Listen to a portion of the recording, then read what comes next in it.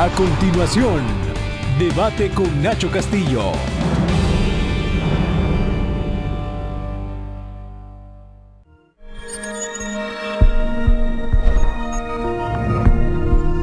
BTV, 24 horas contigo. Los padres de familia son responsables de lo que sus hijos ven. El siguiente programa es clasificación D. Para mayores de 18 años. Dirección General de Espectáculos Públicos, Radio y Televisión. Ministerio de Gobernación y Desarrollo Territorial.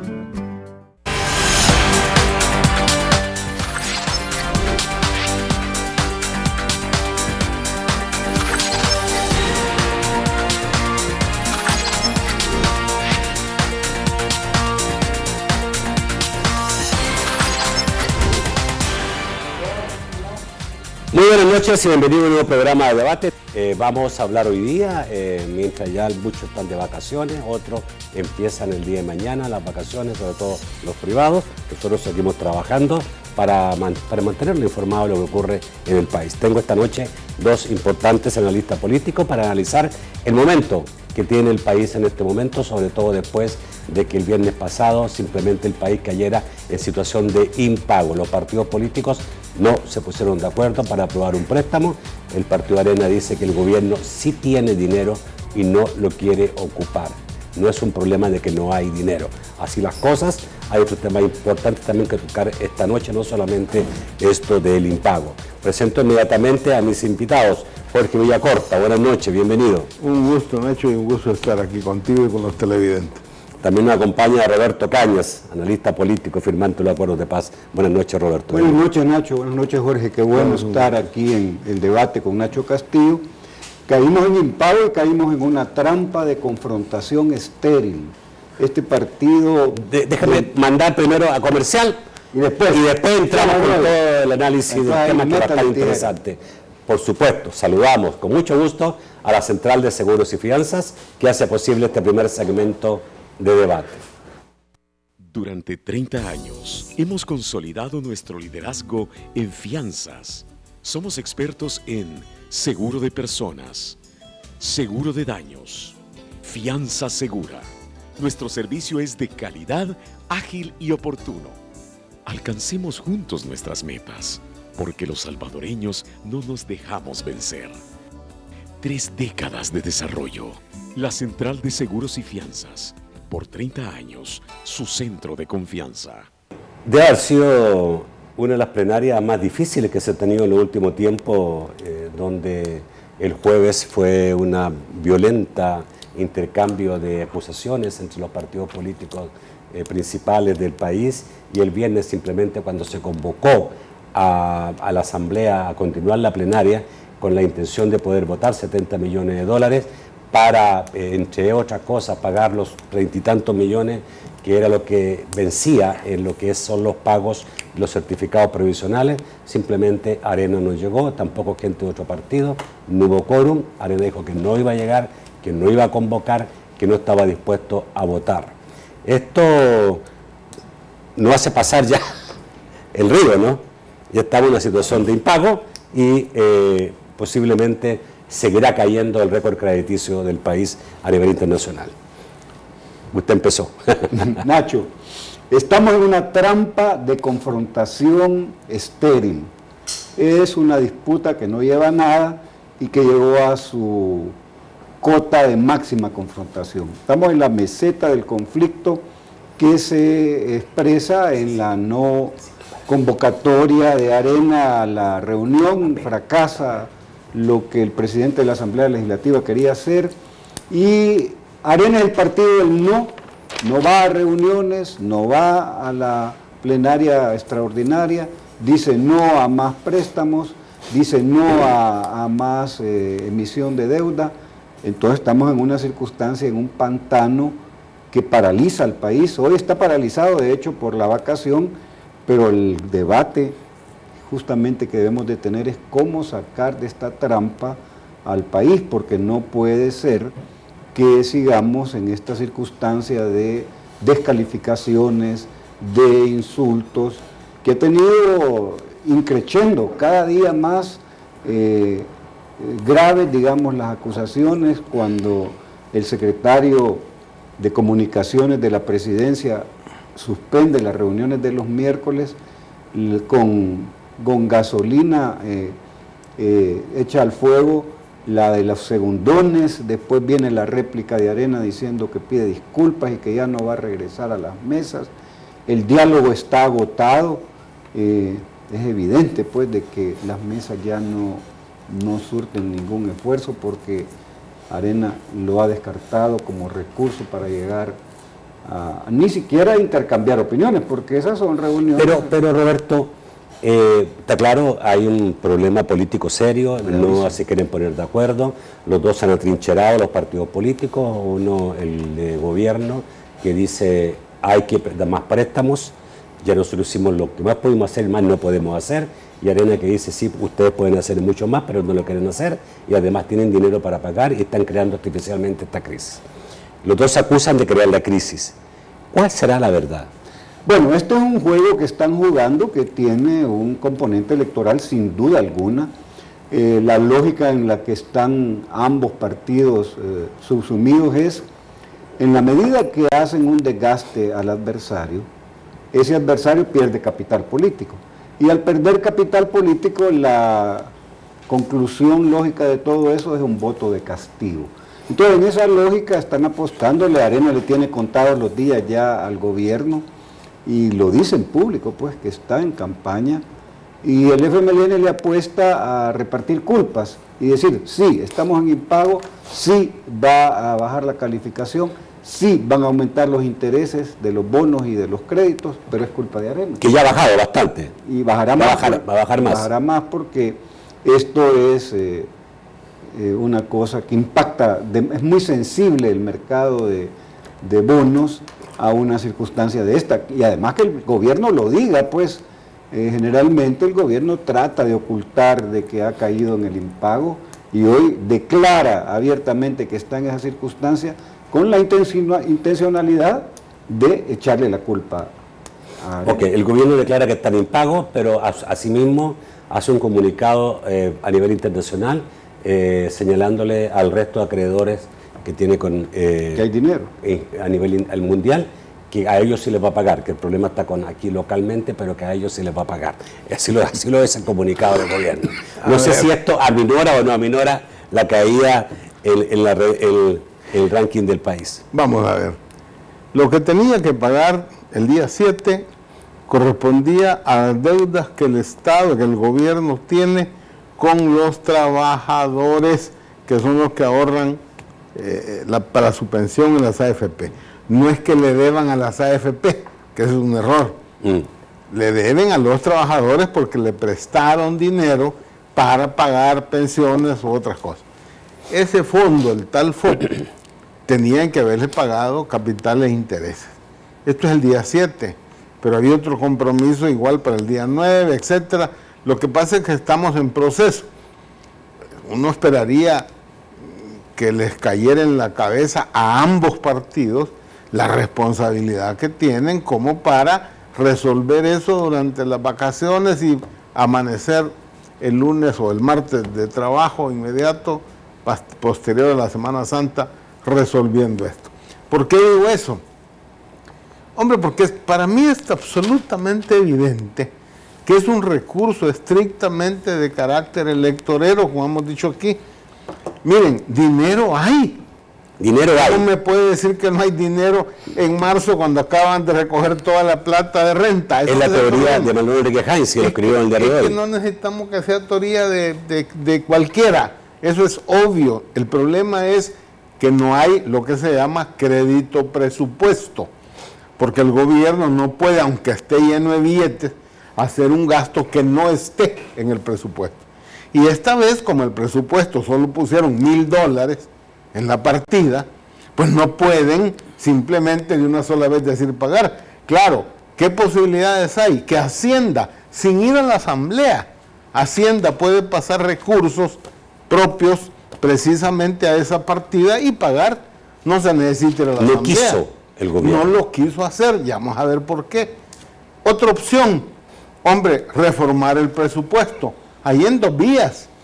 una vía de decir, mire, sí, es un lío, solo pusimos 1.000 porque esperábamos que ya no tendríamos que pagar, como dice el ministro, por las reformas que fueron rechazadas por la sala, pero entonces yo puedo agarrar dinero de Casa Presidencial y no ahí tiene presupuesto, pues, y de otras partidas, y coger temporalmente ese dinero mientras sigue el proceso de la negociación de préstamos. Esa es una ruta. Y la otra ruta menos ortodoxa es decir, hombre, mire, fíjese que acabamos de ver que en renta ha entrado una buena cantidad de plata, quiere decir que al final vamos a tener, calculamos mal, 200 millones más de ingresos. Y como vamos a tener más ingresos por los impuestos, entonces hace la reforma presupuestaria. Pero en ambos casos tenés que reformar el presupuesto. Y eso sí. Entonces, esa reforma del presupuesto es a lo que se niega el FMLN, porque el FMLN dice cualquier reforma del presupuesto es decirle a la población que es cierto que hicimos mal el presupuesto. Y como eso ya se volvió punto de honor para el señor ministro, entonces simplemente no pueden avanzar en eso. Esa es una razón, pero hay otra. Arena se lo dijo y se lo repite todos los días, no le vamos a dar los votos para más préstamos mientras no cumplan con los acuerdos de noviembre. Entonces, ¿qué sabe el gobierno? Sabe que no le van a dar los votos, lo sabe perfectamente. Sabe que lo que él quiere es tener crédito, por eso no hacen las reformas al presupuesto, porque quedarían mal, pero además porque ellos necesitan o quieren tener garantizados préstamos y quieren que les preste 260. Pero Arena ya les dijo que nunca más les va a dar un voto para préstamos. ¿A qué te lleva eso? A que se vuelve un absurdo el llevarnos al impago con un mecanismo para echarle las culpas a Arena, simplemente como un recurso electoral, cuando ponen en entredicho las finanzas públicas y bueno, si es un tema electoral, imagínense la zafada, como esto es un problema nacional, le decimos al exterior que no es problema, ahí sí les vamos a pagar, por consiguiente no nos bajen la calificación, y aquí entre nosotros simplemente no le vamos a pagar algo. Y tienen algunas ideas interesantes. A alguien por ahí se le vio ocurrir decirme, ¿y por qué no la Junta Directiva del JOP acuerda que ya no va a pagar el 7 de este año, abril, sino que va a pagar el 7 de abril del 2018? Va. Eso me parece, solo pensarlo, solo plantearlo, es increíble que no tenga, que tienen en la cabeza. Tú no puedes romper las relaciones de un contrato de manera unilateral cuando te ronca lo que tú quieras. Correcto. Eso no puede ser. Entonces, a mí sí me parece que se ha llegado a esto artificialmente. Es una crisis que se puede artificialmente con un costo alto para el país, eso hay que decir. Es que no les importa, hombre. Están pensando solo en el costo que le vas a provocar al otro, sin darse cuenta, cada vez más sin darse cuenta, que la población sí percibe que el daño es para el país y el daño es para el ciudadano que tiene un crédito de vivienda, que tiene tarjeta, que debe el carro, que le van a subir todos los intereses con eso. Y que al final, lo decía aquí Roberto, la gente va a ir a votar de castigo. Y una buena parte no va a votar también de castigo para ambos partidos. Y la gente lo que ve es un deterioro de los partidos y de los dirigentes, a todos. Por consiguiente, el costo se lo van a pasar a ambos partidos. ¿Entrampamiento político? Sí, hay una... Nacho. O sea, ¿entrampamiento por estrategias? Es juego que están jugando. La esencia de la democracia es el disenso. ¿Tú habías visto antes en El Salvador este tipo de juegos? No con la intensidad que tiene ahora, porque uno entiende que la esencia de la democracia es el disenso y que es muy fácil como administrar consensos, pero aquí estamos administrando disensos que se están haciendo muy mal, porque tienen lógicas atrás. La lógica del FMLN es una apuesta suicida de decir, nos vamos a ir al impago, los vamos a llevar a una circunstancia en la que se va a poner en cuestión los créditos, la calificación, ellos mismos van a solicitarle al gobierno que ya supere esta situación porque los está afectando. Los bancos trabajan con créditos también y que van a tener intereses más altos y ergo van a llevar a más costo los créditos de las tarjetas, por ejemplo, y otros tipos de créditos. Entonces yo diría que lo que está en juego es cómo salir de la trampa y se saldrá en la medida que si la apuesta es al voto de castigo, también tiene una dificultad porque si el ausentismo es la resultante de este hartazgo que tiene la población de la manera en que la clase política está dilucidando los problemas del país, gana el voto duro. Es que ahí también es gana-gana para los partidos políticos, porque si ellos temen que el hartazgo de la población ante esa confrontación permanente va a llevar a votar como castigo, entonces aceleran todavía más el peso de la confrontación para que se convierta en ausentismo. Convertido en ausentismo, el voto duro es el que sale a relucir su capacidad, es disciplinado, y entonces es el que determina la victoria de uno de los dos partidos. Ok, voy al corte, voy a preguntarle después del corte, ¿cuánto puede durar este juego? ¿Cuánto? O sea, ¿hasta cuánto tiene viabilidad que los partidos políticos mantengan sus posiciones sin que entren en un serio problema con el país mismo? Ya volvemos.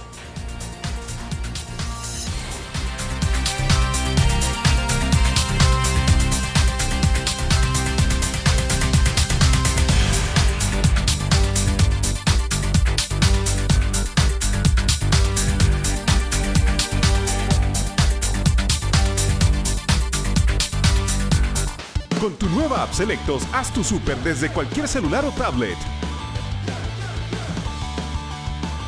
Tú eliges si recibes tu compra en tu casa o pasas por ella a tu sala de ventas favorita. Además, tienes todas las ofertas y pasillos del súper en la palma de tu mano. Así de fácil, agrega a tu carretilla todo lo que necesitas. Haz tus compras de manera fácil, rápida y segura. Súper Selectos.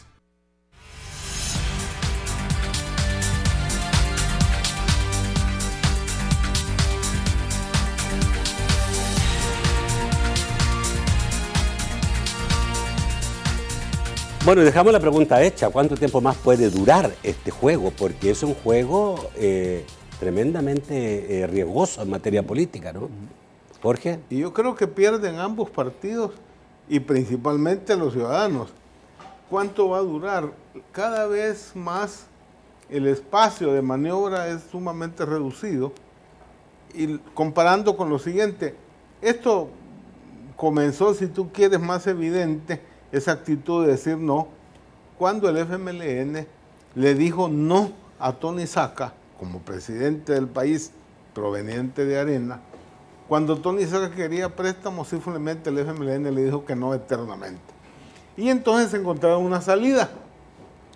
Y la salida fue crear precisamente los certificados de presión. ¿Verdad? Entonces, de tal manera de que el fondo de pensiones que estaba diseñado para hacer un ahorro del país y que ese ahorro sirviera para inversiones productivas que le generaran al ciudadano que ahorra más dinero para su pensión porque le pagaban mayores intereses y el país iba a beneficiar porque obras de infraestructura pues iban a ser propiedad de los trabajadores a través de las inversiones de las AFP. Entonces eso lo desarmaron y obligan entonces a que la inversión sea en papeles del Estado y el Estado con esa plata cubre deudas. Hombre, ese proceso permitió un espacio a Tony Saca y al gobierno incluso de Mauricio Funes, pero cada vez se va estrechando porque cada vez más el gobierno se ve obligado a agarrar más dinero en bonos, y digo en los papeles que le presenta al FOB. El problema de eso es que, como hemos llegado al punto, ya no puede pagar a tiempo el compromiso. Ahora, si algo he aprendido yo en este mundo político, es que las decisiones en política no se toman hasta que no se toca a fondo. Las grandes decisiones se toman cuando ya no hay forma de seguir porque tu espacio de maniobra se cerró prácticamente. Así fueron los acuerdos de paz. Llegamos a la paz simplemente porque no había espacio para más guerra. En ese sentido avanzamos. ¿Hasta dónde ahora estamos llegando a eso? A mí me parece que este gobierno tiene que sentarse con Arena, tal como se ha sido planteado, para encontrar esos mecanismos de resolver el tema financiero. Mira, en lugar de haber puesto $1,000, por lo menos allá hay 2 partidas con eso, que sabemos que necesitan más millones, ¿por qué de una vez por todas no negocian todo lo que vas a necesitar de deuda? Ambos saben cuánto vas a necesitar de deuda en el año. ¿Por qué no lo negocias de una vez realmente deuda? Y lo estableces y queda claro. ¿A cambio de qué? Ah, bueno, tiene que dar el gobierno certeza del manejo de esos fondos, compromisos en analizar el presupuesto y colocarlo correctamente, compromisos en el tema del gasto, pero también compromisos de parte de Arena o del sector privado en el tema de pago de impuestos, en la medida en que vas a enfrentar el tema de ilusión y de evasión, pero también la ampliación de la base tributaria. Mira, allá acabo de encontrar un dirigente de los pequeños empresarios que dice, miren, nosotros estamos dispuestos a formalizarnos en un sistema de pago único. Un tema que lo vengo yo planteando cuando estaba en la Comisión de Hacienda hace un montón de años, donde facilitémosle al ciudadano a que pueda pagar sus impuestos. Pero aquí es una cosa complejísima. Si yo me quiero pasar a la formalidad, piden que lleve como 6 libros y tengo que tener un auditor, un contador, un auditor externo. Perdóname, es imposible con esas formas y métodos de hacerlo. No creamos las condiciones. Y ahora, más encima que la Sala Constitucional aceptó el recurso para estudiar el presupuesto. Ahí podemos tener otro problema, porque podríamos estar sin presupuesto en poco tiempo. Bueno, la sensatez llega cuando el conflicto está en el límite y no se puede agudizar más. Parece que aceleradamente estamos llegando a ese punto más elevado de la conflictividad y de la confrontación, y entonces el camino es para llegar a acuerdos. Parecería que les está costando mucho adrede a los 2 grandes partidos del país, y eso marca una tendencia que cada vez es más pronunciada. El bipartidismo, tal como está concebido en el país, está en una curva de declinación, de agotamiento. Lo que sucede es que no termina de agotarse ese bipartidismo polarizante y no comienza a nacer con fuerza una tercera opción. Pero hay que decirlo, como tendencia, lo que marca este estado de situación es que está declinando esta forma de dirigir el país de un mecanismo de sistema partidario bipartidista. Ahora vamos a ver, ¿qué puede pasar? Deberían de ponerse verdaderamente en una posición negociadora. Estar en una posición negociadora es el juego de yo estaría dispuesto a, si tú estás dispuesto a B. Eso parecería como normal, como lógico, pero costoso en este momento. Por ejemplo, Arena está diciendo que no hay más préstamos, que no hay más autorización para emisión de deuda si no se ordenan las finanzas públicas, si no hay austeridad. Entonces, eso hay que desmenuzarlo. ¿De qué está hablando Arena cuando plantea que hay que ordenar las finanzas del gobierno? ¿De qué está hablando cuando hay que ahorrar? Eso debe estar como muy desagregado para que sea objeto de negociación. Y además el gobierno seguramente va a plantear, a cambio de lo que pueda ceder en esos aspectos, el tema tributario. Ya parecería ser que la necesidad de un pacto fiscal es impostergable, y eso lleva del lado del ingreso a plantear nuevos impuestos, y no necesariamente tienen que ser impuestos regresivos. Habría que discutir en serio lo del impuesto predial, habría que buscar otras formas de conseguir ingresos para el gobierno, porque por la vía de más deuda parece ser que eso ya está agotado. Entonces es un buen momento para plantear, primero, el diagnóstico ya está claro, es una trampa de confrontación, el pantano en el que están sumidos los partidos ya no da para mucho, entonces habría que buscar, lo deberían de hacer en privado. Ahora, también. ¿tú crees que ante las elecciones del 2018, marzo, menos de un año, va a haber acuerdos? ¿O va a haber que esperar que pasen las elecciones y el resultado de las elecciones va a determinar realmente el tocar fondo para uno de los dos partidos y que busque un acuerdo? Yo creo que el país no da para tanto, para esperar Demasiado tiempo. Además, hay varias cosas. Este juego electoral está con dinámicas que son muy extrañas. No tiene ningún sentido políticamente lanzar precandidaturas a la presidencia de la República y sin embargo hay 4 de cada lado por lo menos. No tiene ningún sentido hablar de elecciones legislativas y ni siquiera las que son conocidas en El Salvador como internas, que es una caricatura de primarias, se ha efectuado. Además, se está confundiendo la cuestión. Las elecciones estratégicas son las de diputados. Va a estar en juego la elección de la Sala de lo Constitucional, de la Corte de Cuentas, de la Fiscalía y además lo que está sufriendo ahora el Ejecutivo.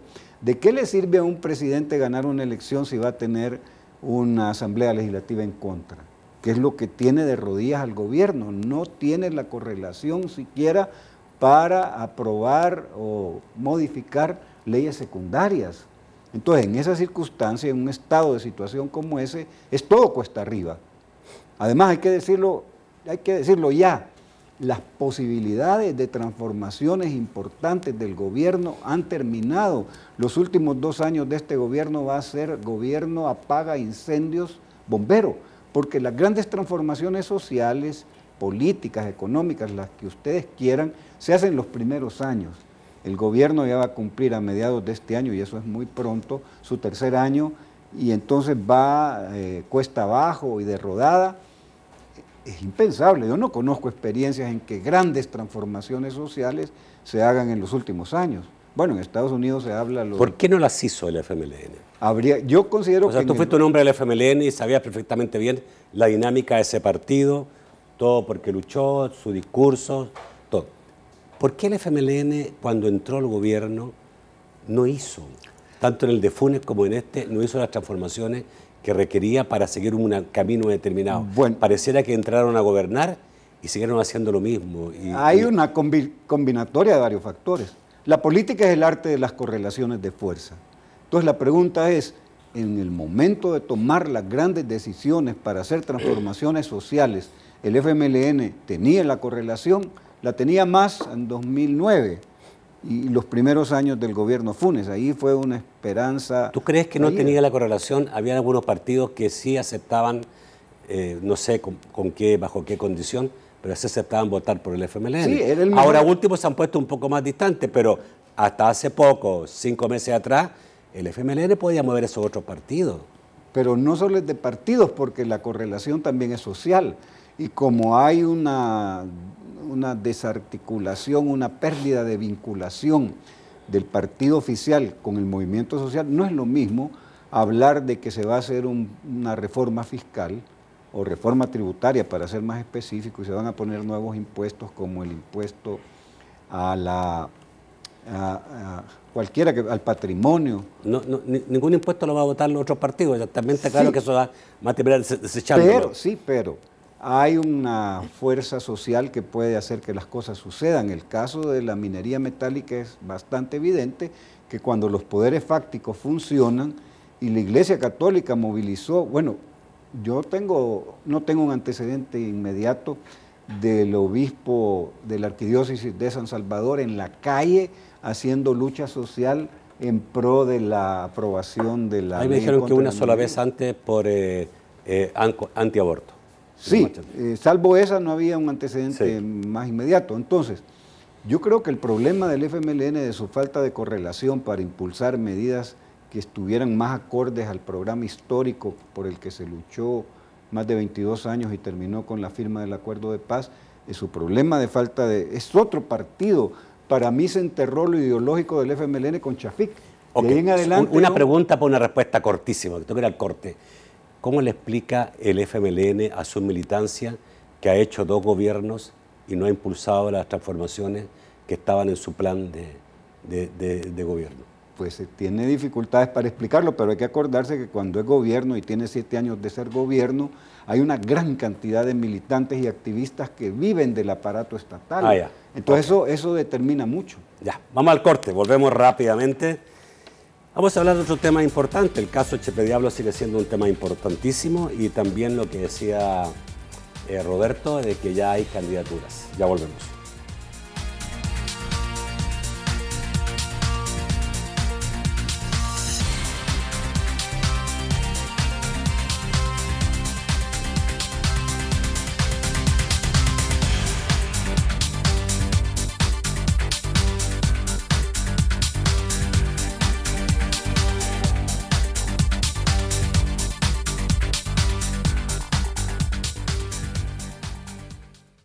Dolor estomacal, diarrea, estreñimiento, retorcijones, sueño excesivo, sin apetito.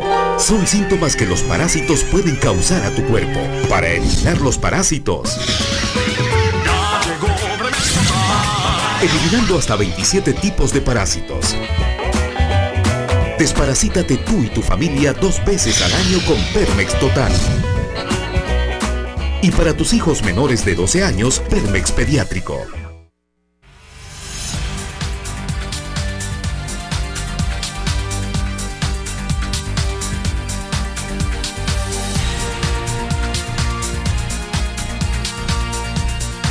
El tercer segmento de debate gracias a Fede Banking, tu canal electrónico. Realiza tus operaciones financieras desde tu computadora, tablet o celular. Ingresa a www.fedecredito.com.sb. Amanecer. Realizar la tarea. Conquistar. Seguir adelante. Ser la red financiera con mayor cobertura nacional significa que estamos ahí donde estás en todo momento. Por eso en tus cajas de crédito y bancos de los trabajadores del sistema FedeCrédito te damos soluciones financieras a la medida de tus necesidades. Sistema FedeCrédito. Queremos darte una mano. Bueno, los pasos al tema Chepe Diablo ya pasó por primera instancia. Y, a ver, solo me quedó una cosita del tema anterior. Si la Sala Constitucional hubiera tomado la decisión antes, no solo de admitir, sino que haber dado la sentencia, que pudiera haber sido el presupuesto del 17 es inconstitucional, un favor hubiera hecho, porque te obligaba a hacer uso del 16, ¿no es cierto? Y ahí hay partida de presupuesto para los pagos de esto que estamos hablando. Hubieran resuelto el problema. Ahora, ¿qué puede pasar? Que la Sala, si llega a decir que el presupuesto del 17 es inconstitucional, obliga a revisar el bendito presupuesto, a hacer otro presupuesto. Así es que no hay mal que por bien no venga en ese sentido, porque toda la tosudez y esto que nos tiene en esa trampa que dice Roberto, es que el Frente no quiere reformar el presupuesto, no quiere enfrentar el tema del presupuesto. Pero bueno, tu pregunta con el Chepe Diablo. Chepe Diablo, ¿está cambiando el país? Algunos dicen y decían en medio de la Embajada de Estados Unidos que esta captura de este supuesto capo, hoy día no, porque ya Estados Unidos lo quitó. Qué raro. Después que lo detienen, Estados Unidos le quita la condición de capo internacional porque dice que no hay antecedentes como para que seguirlo manteniendo en ese nivel. Pero dicen, digamos, que en Washington cayó muy bien esto. Una muestra de que hay un Salvador que está funcionando la justicia. ¿Tan así? Yo creo que sí, mira. ¿Sí? Que las cosas han cambiado. A mí me parece que ha cambiado de todo ese proceso donde tú tienes una oficina de la Corte que durante años y años y años nunca aplicó la ley, la comienza a aplicar y entonces comienzan a aparecer personas. ¿Te has fijado que esa oficina ya han pasado como 4 o 5 meses y ahora no ha hecho nada? Ahora está... La de probidad. Sí. Sí, pero sigue trabajando y tiene más de 60 nombres y va a seguir enviando casos a la Fiscalía. Algunos están preocupados porque no ha hecho nada público en los últimos meses. Porque va a ir con otras, seguramente. Ya. Recuerda que son indicios que tiene que presentar. Ahí hay un cambio que está demostrando que para cualquier funcionario público el tema de la impunidad tiende a cero. Y que entonces podés ser candidato a que te saque una cosa. Pero también este caso, igual que el anterior que se dio con una de las maras, en el que cayeron encima a propiedades, a vehículos, etcétera, ahora se hace por fin en un caso que antes había sido congelado por el fiscal anterior, evidentemente. Aquí se abre de nuevo a una investigación donde es mucho más complejo, porque una empresa que te maneja en un año, según aparece ahí, más de $1.000 millones, donde miembros de la familia y de empresas, que no es la misma cosa, uno tiene 9 millones, el otro 6 millones, el otro 4 millones, pero no hay negocio lícito que te permita esas enormes acumulaciones de capital. Pero eso implica también que han habido negocios, porque una empresa de ese tipo por fuerza hace negocios con otro. Y yo creo que también va a ir por ahí ya el chambre de que en algún momento entre Chepe Diablo y empresas como Poma, o se menciona también como la familia Simán, que hicieron algún tipo de negocio. No quiere decir que el negocio sea ilícito, porque viendo yo y te vendo un carro y vos me decís a mí, ¿cómo no? Yo te lo compro y me das $10,000, ¿yo por qué tengo que saber que los $10,000 te los dio fulano de tal, o no, que dónde viene? Tú me mandas un cheque legal, me explico, no necesariamente, pero mi punto es que si hay cambios en cuanto a que hay nueva tecnología de investigación, es evidente que hay voluntad de parte de la Fiscalía. Ya me parece importante también los tribunales, la jueza que toma esas decisiones y no se deja presionar, mejora la situación que nos vimos con el otro señor que simplemente dijeron que nunca se iba a ir y era dueño de líneas de aviones y tenía aviones particulares, y cómo no se iba a ir, pues. Y además le dicen 24 horas que lo van a ir a traer, pues obviamente que se va a ir. Esta vez no ha sucedido eso, que bueno, a mí eso sí me parece, y no hay duda también que eso corresponde, nos guste o no nos guste, como decía tu amigo, a los intereses de los Estados Unidos, no tuyo, de parar. No, claro, fuimos pues, amigos, claro, así, claro. De parar el narcotráfico, también suyo y también obstaculizar todos los temas estos de crimen organizado, ¿no? Hay una voluntad de los gringos. Y bueno, Trump no ha dicho públicamente una de sus tantas cosas que ha dicho que va a acabar hasta con la mara esa salvatrucha, que entiendo que dijo eso. Y bueno, y evidentemente que van a ir en contra del tema del crimen organizado y de la migración ilegal. Ajá. ¿Estamos cambiando tanto? No, hay que ponerlo en perspectiva para poder unir las piezas del rompecabezas y verlo ya completo. Hay una ecuación que se plantea de la siguiente manera. Si hay corrupción, hay menos programas sociales, hay menos dinero para programas sociales. Entonces hay más migración. Y al revés, contrario censo, hay menos corrupción, hay más dinero para programas sociales, hay menos migración. Si esa es la ecuación que está funcionando, hoy sí se puede y antes no. Hay una mano invisible que hace y posibilita que casos que son del dominio público, en el cual hay dinero que se ha lavado en empresas muy conocidas en el país, hoy sí tiene un impacto. La pregunta es, ¿hasta dónde va a llegar la investigación y hasta dónde va a tocar personajes que han estado de una u otra manera involucrados en este caso? Porque en esto no se trata si en este momento se está pateando el alambre. El tema es que se pateó el alambre en algún momento, aunque se haya desactivado lo que se desactivó. El hecho es que hubo un momento en que hubo una relación y eso es un poco difícil de manejar. Entonces, dos preguntas hay que hacerse. ¿Hasta dónde va a llegar la investigación? Y en segundo lugar, ¿habrá extinción de dominio y en qué medida? Pero mira, ¿no les parece a ustedes todavía una ley extraña, esta ley de extinción de dominio, que tan rápidamente agarra en unos casos. Y parece que liquidara definitivamente, porque aunque finalmente pudiera ser que no se quede con las propiedades, pero ya la estranguló. Sí, y hay una muerte, digamos, empresarial ahí por la presencia. ¿Quién va a querer hacer negocios con esas empresas? ¿Qué tan justa es esa ley? Yo no me parece... Pues habría que ver qué tan ciega es la justicia, o si por rato se levanta para poder ver. Yo creo que esa ley merece un debate especial, pero bueno. Pues sí, el punto es, ¿hay extinción de dominio, sí o no? Y si hay extinción, ¿cómo es el reparto? Porque parece que el que parte y reparte se queda con la mayor parte. Veamos el caso de la famosa operación esta en la que aparecieron vehículos, buses, Jaque. Ahí hubo una repartición de vehículos. ¿Quién definió el criterio? ¿Por qué a unos más? ¿Por qué a unos menos? Pues son preguntas que quedan en el ambiente. Entonces yo diría es un caso importante, finalmente hay un logro destacado, digamos, en el combate a la corrupción y al crimen organizado. Lo que todavía está por verse es el combate a la narcoactividad, porque son hermanos siameses, gemelos, pues. Hay narcoactividad y esta genera dinero sucio que por ese lado se está buscando el hilo conductor que va a llevar a la cárcel a los responsables.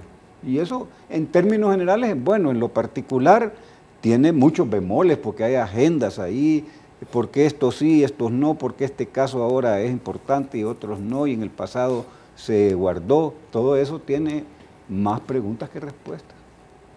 Yo sigo pensando que todavía hay cosas que nos cuesta comprender a la población, ¿no? Me parece casi lógico que este fiscal, que tiene un fuerte apoyo de los Estados Unidos, la embajadora lo nombró héroe nacional, así dijo, y no creo que los norteamericanos sean tan regalones en ese aspecto, va a Washington junto con los fiscales de Honduras y Guatemala, se entrevista con autoridades importantes, sobre todo Kerry, ¿no? Que es el de seguridad, ¿ya? Nacional de Estados Unidos, y llega y 3 días después se sabe la captura de este señor José Adán Salazar. Pero 2 días después de la captura, Estados Unidos le quita el cartel de capo internacional, después que lo mantuvo desde 2012, 13, 14, 15, 16, 17, 5 años lo mantiene, y cuando lo capturan le quita esa condición con el argumento de que no hay una investigación que arroje pruebas suficientes sobre su condición para de seguirlo narcotraficante. manteniendo. Primero, lo del viaje a Washington es clave porque los fiscales reciben apoyo bipartidista del Congreso. Sí, sí. O sea que hay una posición ahí unánime, si quieres, del respaldo en el Congreso. Los fondos se definen en el Congreso. Creo que también es importante cuando el fiscal dice, es que para nosotros este señor capo o no en los Estados Unidos, eso no es lo determinante en la investigación.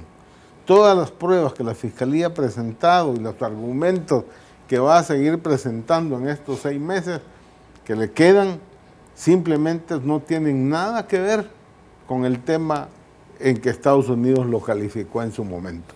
Entonces, pero espérate. ¿Hasta dónde? Es por lavado de dinero, que la Fiscalía está siguiendo lavado de dinero. ¿Y el lavado de dinero de dónde puede provenir? De narcotráfico. Está íntimamente relacionado. Por eso, pero la Fiscalía dice, los argumentos que estamos presentando y vamos a presentar no tienen nada que ver con que lo hayan calificado o no hayan calificado en los Estados Unidos.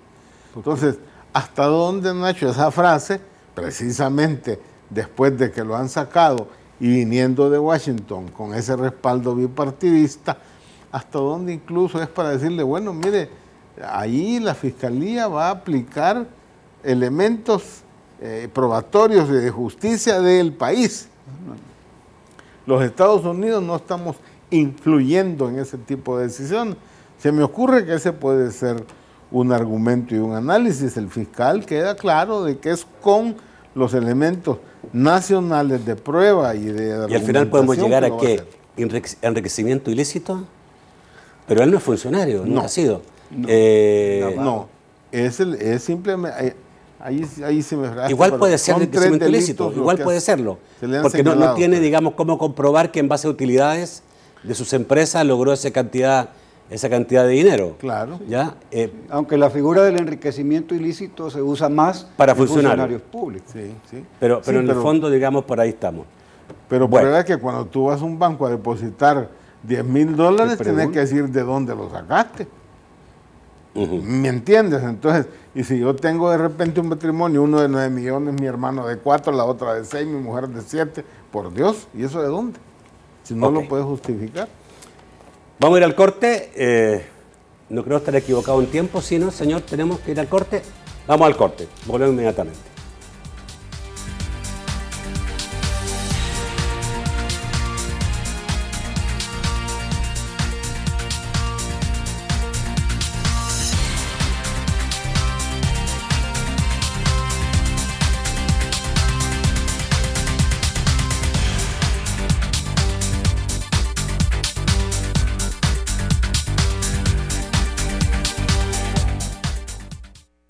Durante 30 años hemos consolidado nuestro liderazgo en fianzas. Somos expertos en seguro de personas, seguro de daños, fianza segura. Nuestro servicio es de calidad, ágil y oportuno. Alcancemos juntos nuestras metas, porque los salvadoreños no nos dejamos vencer. 3 décadas de desarrollo. La Central de Seguros y Fianzas. Por 30 años, su centro de confianza.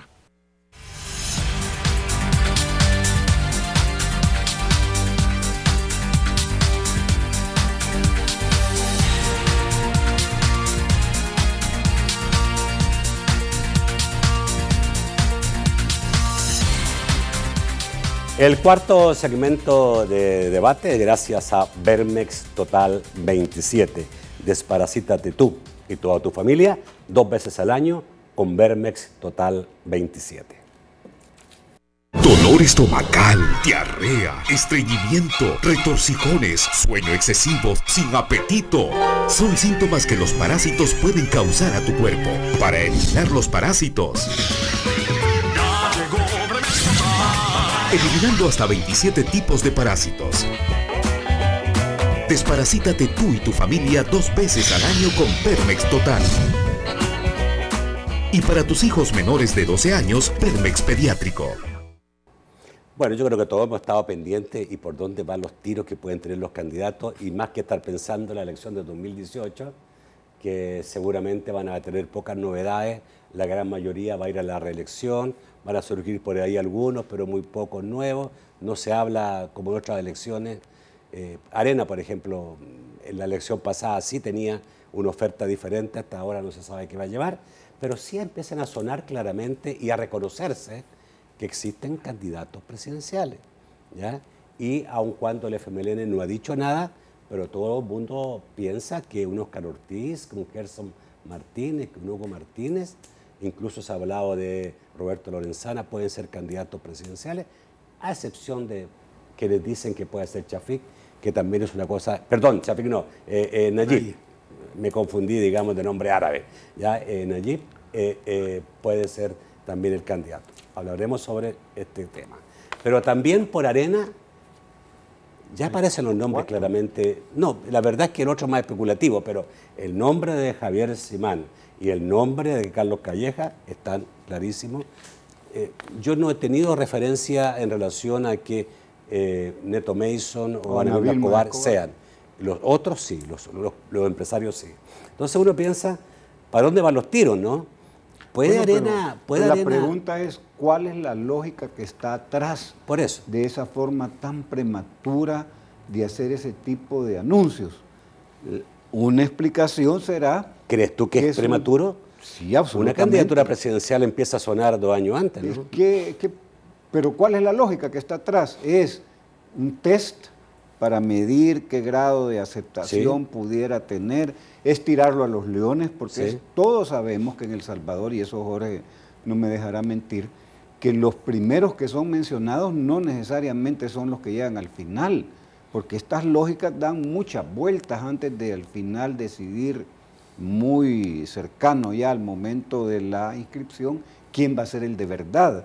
Entonces uno se pregunta, bueno, ¿qué hay detrás de esto? ¿Cuál es la intencionalidad? A mí me parece que puede ser testear, es decir, un poco medir hasta dónde está el grado de aceptación. ¿Tú crees que se puede tener testear con dos figuras tan importantes como un miembro de la familia Simán, como un miembro de la familia Calleja, prominente miembro además, el heredero? Entonces, ¿tú crees que se puede testear con ellos? Yo creo que no es... testear en términos de opinión pública, pero vaya, termino con esto. Y es, creo yo, una cuestión de fondo en las lógicas que están moviendo esto que no se toma en cuenta. Hay un voto indeciso muy grande en el país y hay muchas personas que deciden por dónde van a votar una semana antes, 3 días antes, un día antes, y depende mucho de cuál es la circunstancia que está viviendo el país en ese momento. Si hay mucha delincuencia, si hay poco empleo, eso determina un voto indeciso que es fuerte en el país. Entonces, todos estos juegos artificiales de mucho vistosidad de estas personas que se lanzan, uno se queda pensando, bueno, ¿qué hay atrás? Jorge, es una pregunta, pero no se puede ver dos posiciones muy diferentes, FMLN pensando en un miembro de renombre y con traición dentro del partido y una Arena pensando en un foráneo. ¿Hasta dónde foráneo? Esta gente no ha sido cabeza en la dirección del partido, pero son gente de Arena, eso no hay ninguna duda. Es más, yo no sé por qué Quitas no menciona al mismo presidente del partido, que es evidente cómo está invirtiendo en televisión y es él la figura. Mauricio Interiano parece que Mauricio, ¿tú crees que Mauricio Interiano se está candidateando? No es de gratis lo que está haciendo, pues. Entonces me parece que es así una parece, persona, claro, así parece. Alguien me diría, no, Jorge, pero es que los estatutos no lo permiten. Y los estatutos se pueden cambiar cuando se da la gana. Entonces, eso me parece que también hay que tenerlo en cuenta. Ahora, la pregunta, Roberto, ¿por qué sentimos eso adelantado? Mi experiencia que me dice que en el manejo táctico electoral, en una elección en la que vas con diputados y alcaldes en marzo del 2018, pero vos tenés elección presidencial en marzo del 2019, el plazo y el resultado del 2018 te arrastra, es una especie de inercia. Entonces, si yo quiero tener un candidato ganador o con posibilidad de ser altamente competitivo, lo comienzo ya a pegar a ese esfuerzo electoral, legislativo, me explico, de tal manera que esa figura participa de una manera u otra, de manera indirecta, en la misma campaña electoral de diputados y alcaldes, porque después es como esas carreras de relevo, ¿verdad?, que te dan el batón, pero tú estás corriendo también, y cuando te dan el batón continúas con la velocidad. No puedes partir parado, tenés que partir corriendo. Exacto, entonces creo que eso pudiera tener una explicación. Ahora, el problema de esta vez, mira, a la gente se nos olvida que el presidente Sánchez Serén ganó por 6,000 votos. Y que Mauricio Funes, con todo lo que era, etcétera, ganó por 78,000 votos. O sea que la cercanía entre ambos partidos sigue manteniéndose y no veo yo que eso haya cambiado. Por consiguiente, el resultado de la próxima elección de diputados es clave por cómo vas a quedar en la correlación de fuerza. Es más, el resultado va a ser un problema conocerlo porque no le dan el presupuesto al tribunal, pero el tribunal lo que va a hacer es poder decir en la noche, mire, a Arena le tocan tantos diputados, al frente tantos diputados. ¿Quiénes son? A saber, eso se va a saber después, al medir las apreciaciones. Pero, ¿a qué quiero llevar?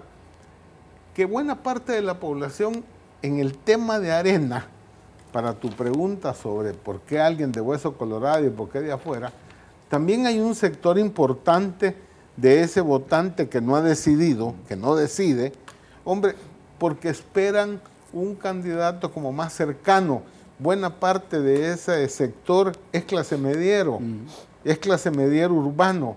Cuidado, clase media no es por los ingresos, clase media es por las aspiraciones.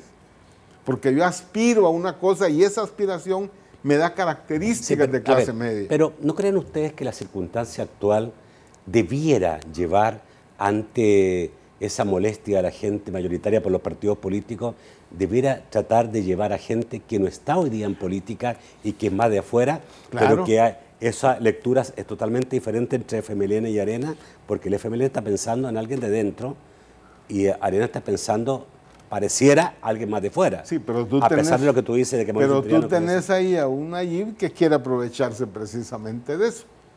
Precisamente da sensación, él a partir de ahí, presentándose Ustedes que como conocen Mesías, bien, ustedes conocen muy bien al FMLN, ustedes conocen de primera mano al FMLN. ¿Creen ustedes que Nayib puede ser candidato al FMLN después de todo lo que pasó? Yo lo veo me refiero a candidato presidencial, no alcalde. Yo lo veo muy difícil, pero... Es muy difícil ahorita hacer un juicio como muy contundente, pero un escenario podría ser que la persona que se ha pensado como candidato tiene en las mediciones una intención de voto que no es lo que aspira el frente, ese plan B podría ser Bukele, en el sentido que sí se vende como alguien que tiene mucha popularidad, aunque eso, repito, no es un indicador certero, porque ser popular, las elecciones ganan con votos. Entonces, como es demasiado temprano, a lo mejor el frente en su apuesta inicial es alguien de hueso colorado, pura sangre, 100%, pero va a ir calculando hasta que le dé el margen de tomar la decisión. Pero ¿en cuánto amenazan allí al FMLN? Te pregunto de esta manera. A ver, uno, digamos, porque el FMLN es un partido tremendamente disciplinado y una de sus principales características y cualidades, la disciplina y la unidad. Viene un joven, aprendiz, y le pega bofetada a la comisión política y a la cúpula del partido, las más fuertes que yo he visto. Yo no sé si esto puede empezar a ser repetido después por militantes jóvenes, creyendo que ya la primavera vino, ¿no? Y se puede empezar a hacer esas cosas. Entonces, ¿hasta cuánto el partido FMLN puede arriesgar con una figura que el día de mañana llega a la presidencia y digamos, va a ser un gobierno del FMLN? Seguramente no va a ser un gobierno del FMLN, va a ser un gobierno de Nayib y no del FMLN. Pero además, Nayib puede, digamos, con ese nivel de popularidad, si lo llega a tener, intentar cambiar el partido mismo, ¿no? Y quitar a la dirigencia. Para ser honesto. Quitarle el partido. Quedarse con el partido. Sí, o sea, es muy complicado. Aquí estamos haciendo política ficción, teoría de los escenarios, pero vale la pena el ejercicio. A ver, yo pienso que el juego el que está jugando Bukele no es una cosa, solo al frente le podría interesar si su única preocupación es mantenerse en el gobierno. Pero el costo de eso es, hay malas prácticas, cosas que no han funcionado, hay lecciones aprendidas con el gobierno de Funes, y ese es el desafío. Va a ser un Mauricio Funes 2.0, y ese es el costo que incluso estarían dispuestos a pagar con tal de volver a ganar, porque ya la lógica es cómo mantenerse en el gobierno. Y si el costo de mantenerse en el gobierno significa una figura presidencial que no le gusta, que comienzan es un casamiento en la misma lecho, pero después en el mismo cuarto, en camas separadas, después en cuartos separados, después en pisos separados, como fue la lógica de Funes, pues. Comenzaron muy bonitos, muy bien avenidos, pero después terminaron cada uno hasta en casas distintas, ¿no? Pero Nayib, pensando en el partido, tú dices si conocemos o no a la gente del FMLN. Para el FMLN, para mí, lo estratégico histórico es el partido, no el gobierno. Y el partido unido y disciplinado. Claro. Esa es la clave de su éxito. Y vertical además. Y vertical además. Porque hay una cúpula que es la iluminada que toma las decisiones, que es la comisión política o el buró político. Bajo ese punto de vista pareciera que las posibilidades del riesgo, del costo y del riesgo de me voy a mantener en el gobierno a como dé lugar, y ese como dé lugar es llevando a Nayib, perdóname, eso no va a ser Mauricio 1 ni Mauricio 2, va a ser mucho más grave y mucho más peligroso y riesgoso para el partido. Pero bueno, allá la decisión la veremos después. Y en el caso de Arena, yo creo que sigue Arena con lo mismo, de buscar figuras del empresariado que muestren eficiencia como profesionales, con algún evidente sentido social, como se llama ahora toda la colaboración que hacen las empresas para proyectos sociales, y eso, buscar una figura de ese tipo que igual también le da confianza y seguridad a los financistas del partido, porque dejémoslo claro, ese es el sector empresarial grande que le interesa una figura de ese tipo. Por eso no veo yo que estén pensando, o no ha aparecido hasta ahora, una figura más clase mediera que fuera más cercana precisamente a ese sector clase mediero que está esperando y buscando un líder de verdad que ayude a resolver los problemas del país. Pero también, Jorge, porque en el imaginario popular hay esas lógicas de que como es millonario no roba, no hay corrupción. Pero ya o no. el dinero sobra cuando no se corrompe. Son juegos que pero ahora los millonarios que han estado no solo han robado, han asaltado, hermano. Me quedo con todos los bancos sin pagar ni siquiera impuestos. Y después los engordo y los vuelvo a vender, madre, sin pagar impuestos otra vez, por Dios. Pero hay personas que en los sectores no tan politizados como nosotros lo percibe así. No, es millonario, no va a robar. O esa lógica también, el dinero alcanza cuando no se roba. Hay gente que se lo cree. Ok, digamos que eso obviamente no se puede decir que así va a ser, que porque es rico no va a robar. Igual el que es ladrón va a robar, siendo rico o no siendo Tampoco rico. Si es de pero derecha roba, no será, y de digamos, que hay izquierda gente no que roba. piensa que un empresario exitoso tiene más capacidad para gobernar un país. Yo creo que una cosa es una cosa y otra cosa es otra cosa. La política es una ciencia, es un arte, requiere competencias, requiere experiencia, requiere conocimiento. ¿De cuándo acá se puede considerar que el hecho de ser millonario per se le da a alguien las competencias para gobernar un país? A mí me parece que ni la juventud, ni el empresariado millonario es habilitado con competencias para gobernar un país por esos dos atributos. No lo logro discernir. Bueno, Arena tuvo 4 gobiernos con empresarios gobernando y los resultados tampoco son lo suficientemente halagadores. Entonces, además la administración pública igual es toda una ciencia que no corresponde a la administración privada, y ahí es donde muchas veces se cometen tremendos errores. Bueno. El problema también, Nacho, y con esto termino, es del liderazgo. Yo creo que hay una pobreza de liderazgo en todos los partidos y eso lo percibe la población. Eso es absolutamente verdad. Señores, muchísimas gracias por estar esta noche. Creo que ha sido interesantísimo todo lo que han dicho. Gracias. Gracias a ti. Que pasen una feliz Semana Santa y que descansen. Igualmente. ¿Ya? Amigos televidentes, yo los espero mañana a las 8 de la noche en un nuevo programa de debate. Que pasen muy buenas noches.